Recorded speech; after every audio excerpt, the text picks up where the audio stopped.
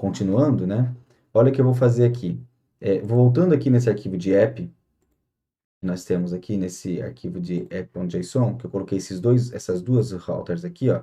Eu vou colocar ela fora da minha div de content, né? Eu vou chamar ela de nave, como está aqui mesmo, né? Vou chamar ela de nave. Então, olha só que eu vou chamar ela de class nave, né? Pode ser a ID, né? A ID também, vamos chamar de ID, não tem problema nenhum. ID nav, vamos deixar como está. Agora aqui, ó, ele perdeu-se, veio aqui para baixo. Eu quero que ele fique aqui na lateral. Então, olha o que eu vou fazer. Baseado em outros exemplos que nós já temos, eu vou falar que as minhas colunas, na realidade, eu vou ter duas colunas. Uma que vai ter 15% da minha página e a outra que vai ter o restante do fragmento. Eu poderia usar aqui uns media queries para ter diferença se a página for tamanho de celular, se não for, mas eu não vou entrar nesses detalhes agora.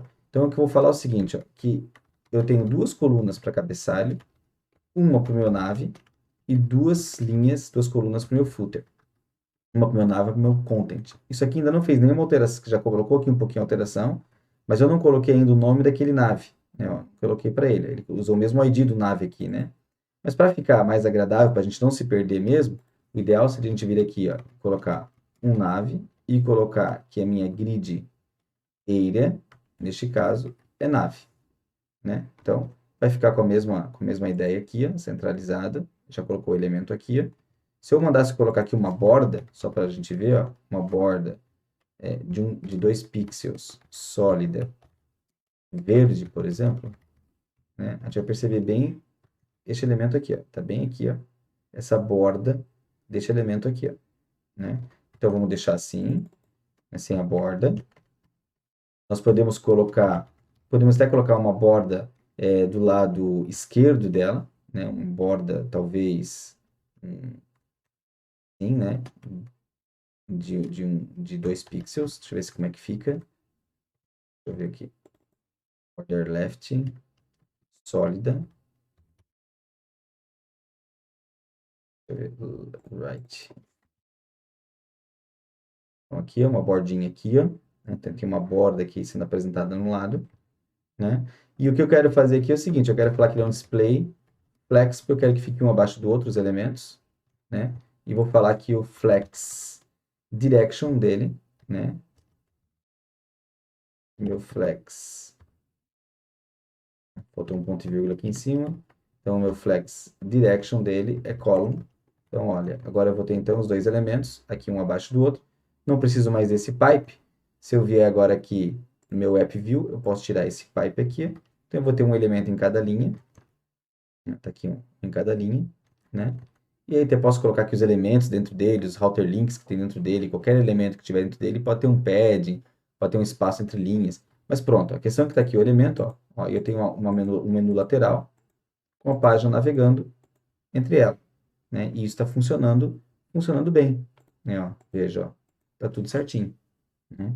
E eu poderia passar aqui algum tipo de parâmetro, eu poderia passar algum tipo de informação adicional para alterar aqui as informações, né? Que não é o nosso caso agora, não é o que a gente está querendo fazer, né? Mas olha, eu criei uma estrutura básica, posso ter um menu aqui principal, um menu de navegação aqui em cima, usar um bootstrap, colocar um menu que fica sempre fixo aqui em cima, uma logo, informações de rodapé, quer dizer, algumas coisas que são fixas na minha página e outras informações, que é, por exemplo, esse bloco aqui do meio, é o que altera, que dá a impressão que então altera lá em cima, para about, para raiz, né, ó, ele vai alterar lá em cima, né? E eu posso colocar mais e mais e mais páginas aqui, né? Que vai funcionar. Eu poderia vir aqui na minha página de views e colocar, então, como a gente tinha sugerido da outra vez, eu vou colocar aqui um novo arquivo, por exemplo, usuário.view, assim.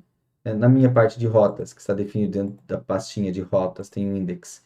Eu vou criar mais um path aqui, né? Então, já tenho uma about. Né? Até vou explicar ali um detalhe importante que tem aqui.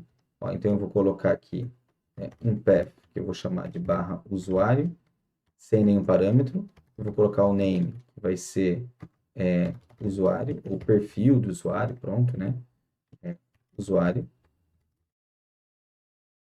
E vou falar que o component que ele vai ler, então, o component que ele vai ler é o component usuário, que ele não tem ainda. Nós não pegamos esse component.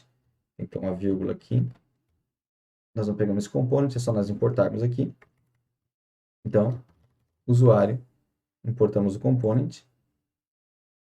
Aqui, ó, esse component, ele fez uma ideia de fazer um lazy loaded, né? Ele só vai carregar, ele vai gerar, na hora que a gente fazer o build dessa aplicação aqui, ele vai gerar um pedaço de código só para esse about aqui, um JS só para esse código aqui, para que ele só vai ser carregado esse JS, então, quando a rota for visitada. Tem um carregamento tardio, isso economiza, né? Às vezes eu posso querer fazer isso com vários pedacinhos do meu código, porque são partes que eu sei que vão ser mesmo menos utilizadas, eu posso fazer um carregamento tardio dela, né? Pronto, mas eu fiz isso. Então agora aqui no meu app, ó, eu posso fazer mais um link, né? Assim, um link. E aqui eu posso fazer, por exemplo, um 2.to, e aí eu posso colocar então parênteses, name, usuário, né? E aqui eu vou escrever usuário. Opa, posso até colocar com acento, usuário. Name usuário, está sem acento aqui, a gente definiu o nome da rota sem acento.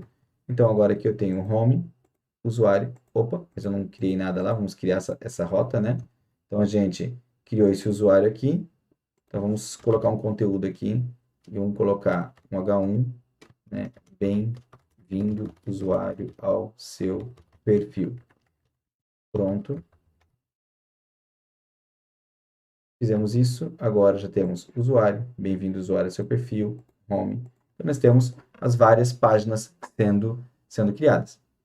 Eu ainda posso fazer algum tipo de componente que vai ser reutilizado em várias páginas, né? Isso eu posso fazer. Digamos que eu queira fazer um componente aqui, ó. Eu vou fechar todas essas telas que estão abertas, fechei tudo. Eu vou criar um componente, né? Ainda de template, né? Vou criar aqui um componente de template. E eu vou fazer o seguinte, eu vou criar um novo arquivo. Vou criar fora de templates. Eu vou criar aqui dentro da raiz de components.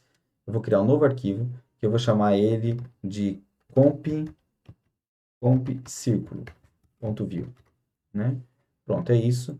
E esse componente aqui, ó, eu vou criar para ele uma div círculo, assim, pronto. Né? E essa div círculo, eu vou trabalhar aí, eu vou criar uma sculpted para ela aqui, um estilo. Essa minha div círculo, ela vai ser o seguinte, ó, ela vai ter uma width de 200 pixels, ela vai ter um height de 200 pixels, ela vai ter um border radius de 50%, e ela vai ter um background color, sei lá, siena. Então, coloquei essa corzinha aqui, pronto. Só isso que eu quis colocar. Então, criei esse comp círculo, e eu vou querer fazer o seguinte, ó.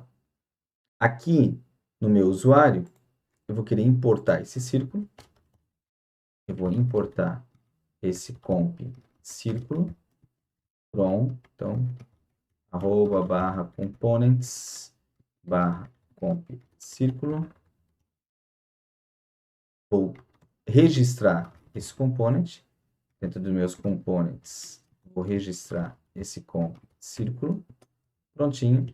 E aqui abaixo, então, vou criar uma section para facilitar, porque tem que ter só um elemento de raiz, né?